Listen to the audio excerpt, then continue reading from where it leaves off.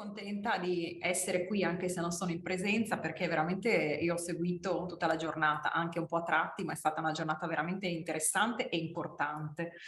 E io volevo fare, cioè ringrazio il dottor Pezzullo perché mi ha dato quest'astis sui costi e io diciamo personalmente anche il mio dipartimento si occupa di età evolutiva e quindi della clinica dello sviluppo e noi sappiamo bene che 1 euro impiegato in età evolutiva per la prevenzione oppure per l'intervento in età evolutiva di alcuni disturbi, di alcune psicopatologie, consiste in molti euro risparmiati nell'arco della vita di queste persone, perché sappiamo benissimo che certe finestre evolutive sono importanti non solo per lo sviluppo, ma sono anche importanti per l'instaurarsi di fattori di rischio e di fattori psicopatologici che poi proseguiranno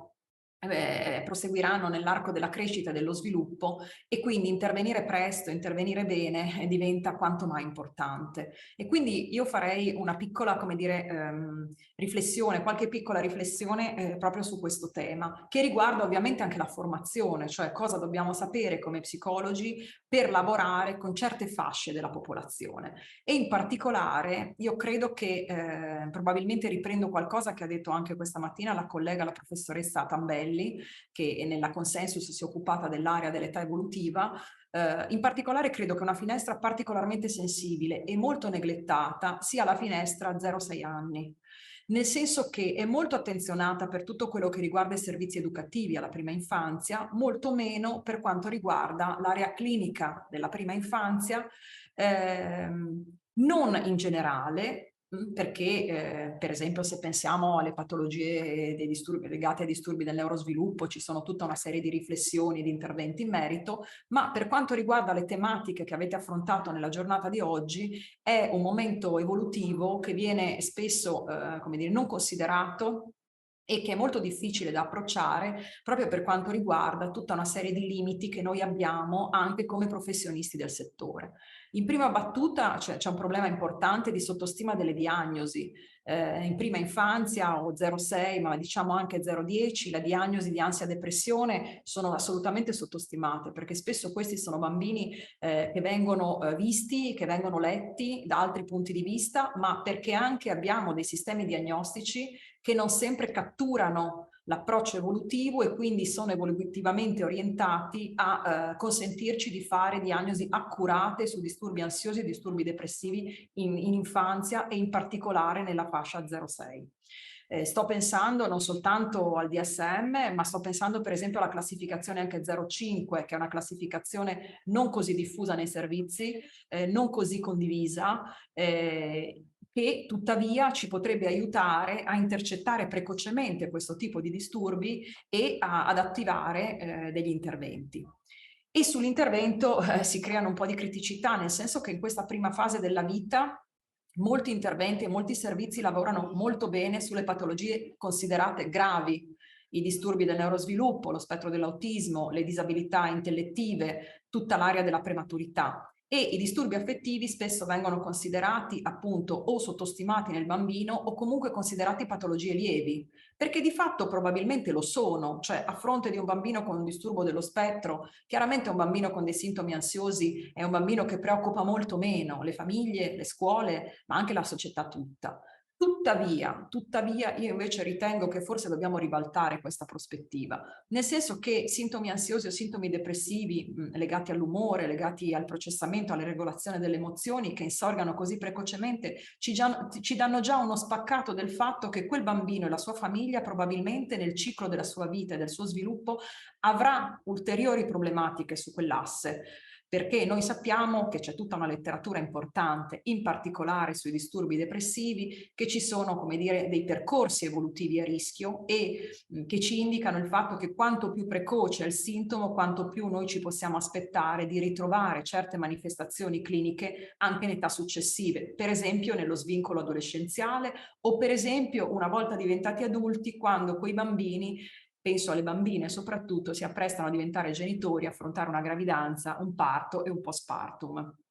che, come ben sappiamo, è un'altra finestra evolutiva importante, sia per la madre, e qui vedo il professor Michelin che ha seguito da tanti anni le linee guida su tutto il tema della depressione postpartum, al quale aggiungerei il tema dell'ansia legata alla gravidanza al parto, sia per il bambino, perché noi sappiamo che in epoca fetale e nei primi giorni e mesi dopo il parto la relazione con la madre e in generale la relazione con l'ambiente e il fatto che all'interno dell'ambiente ci siano dei disturbi di natura depressiva o di natura ansiosa ci può aiutare a comprendere quali fattori di rischio possano intervenire nelle traiettorie di quel bambino anche a lungo termine. L'altro aspetto che vorrei sottolineare è che abbiamo molto parlato di diagnosi e di interventi. Per quanto riguarda la prima infanzia e per quanto riguarda gli adulti che si prendono cura dei bambini, io sottolineerei anche l'importanza di avere maglie più strette per intercettare tutte quelle situazioni subcliniche che apparentemente non sono così gravi e così importanti, ma nei fatti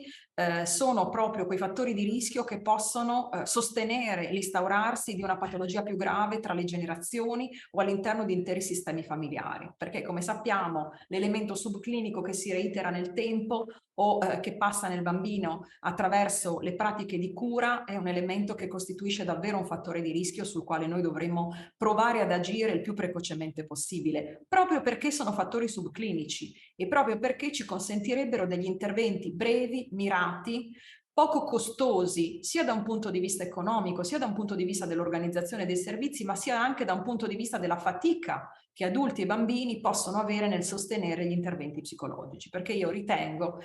magari non tutti sarete d'accordo con me, che sarebbe sempre meglio che i bambini incontrassero poco o quasi mai gli psicologi, i neuropsichiatri, perché se arrivano da noi vuol dire che c'è qualcosa che non abbiamo saputo capire presto, capire bene e quindi vuol dire anche che non abbiamo saputo intervenire adeguatamente a sostegno dei fattori di sviluppo. E qui sugli interventi faccio una piccola parentesi, nel senso che gli interventi evidence-based, soprattutto per la prima infanzia, non sono tanti, non sono spesso mirati, per esempio, a problematiche specifiche, ma sono più orientati ad una visione del bambino all'interno del suo sistema di cure. Quindi spesso sono interventi di promozione, per esempio, del parenting genitoriale, quindi di promozione delle competenze dell'adulto nel favorire i processi di sviluppo del bambino.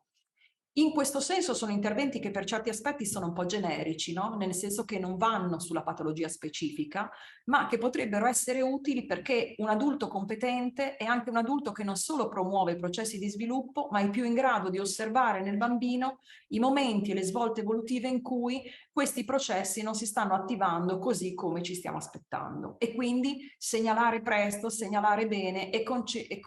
dire, far sì che noi possiamo arrivare con interventi più mirati, con interventi più specifici. Quindi in questo senso e questo tipo di interventi che sta prendendo piede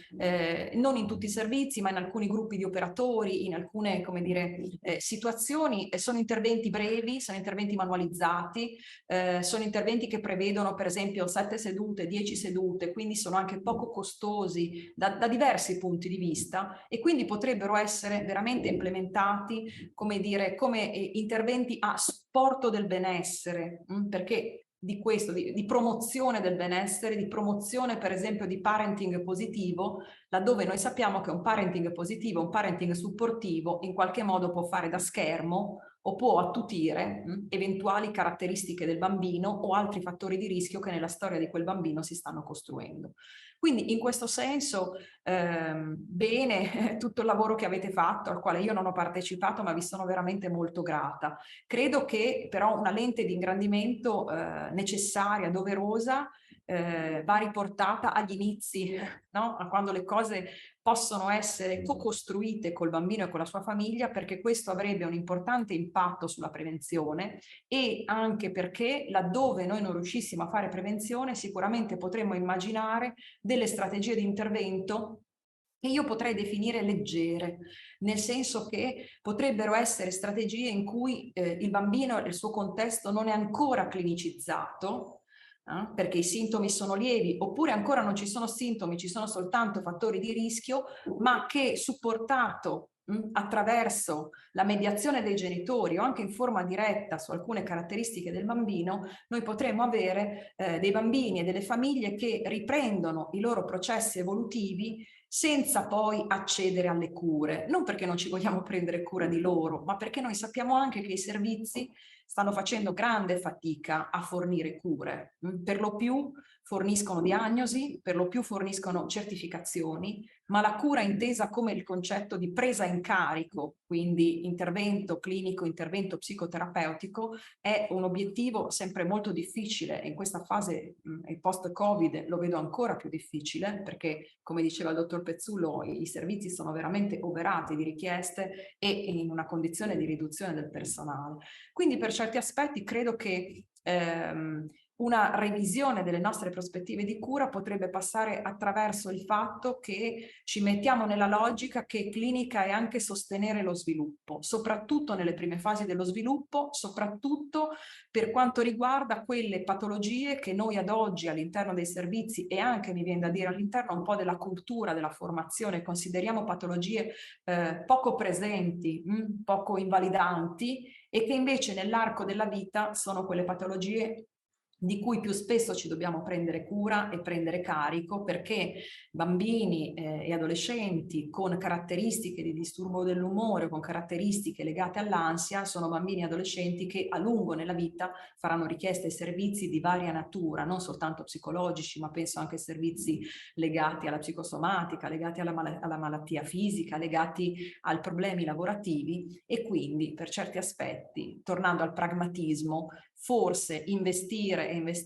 tanto all'inizio della storia ci potrebbe davvero far risparmiare nel percorso, durante il percorso. Chiudo con una piccola notazione che riporto spesso agli studenti, perché questo ovviamente potrebbe avere delle ricadute importanti sulla formazione dei futuri psicologi e dei futuri terapeuti. Per esempio una formazione che sia particolarmente attenta agli esordi e agli esordi precoci di certe patologie.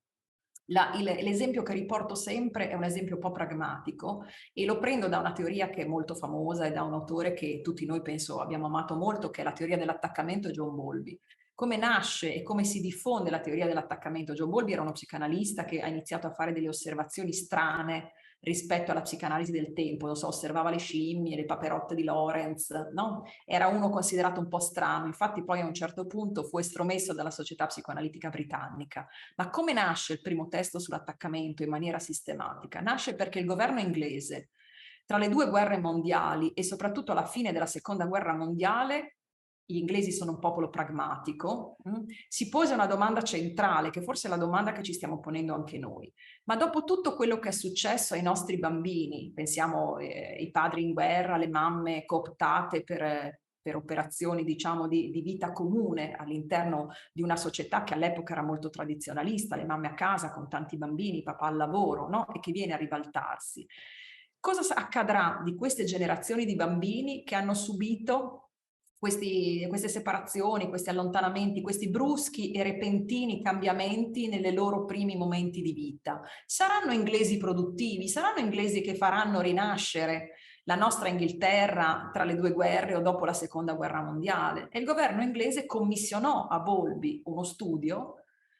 perché la domanda era: questi fatti, queste esperienze, questi eventi che precocemente hanno impattato sulla vita di questi bambini, che esiti avranno? Ovviamente il governo inglese, appunto, come ho premesso, era pragmatico e si interessava rispetto al fatto che le future generazioni di inglesi fossero future generazioni di persone produttive. Forse noi siamo interessati a questo, ma non solo. Però io credo che sia molto importante il fatto che ci dobbiamo chiedere, a fronte di sintomi, a fronte di condizioni anche lievi, anche subcliniche dei bambini in prima fase della vita, che ne sarà di questi bambini? E forse non ci converrebbe risponderci che sarebbe meglio investire tanto e bene all'inizio della vita in modo da garantire generazioni di futuri adulti non solo produttivi, ma soprattutto di persone che coltivano il benessere e che possono proseguire le loro traiettorie di sviluppo.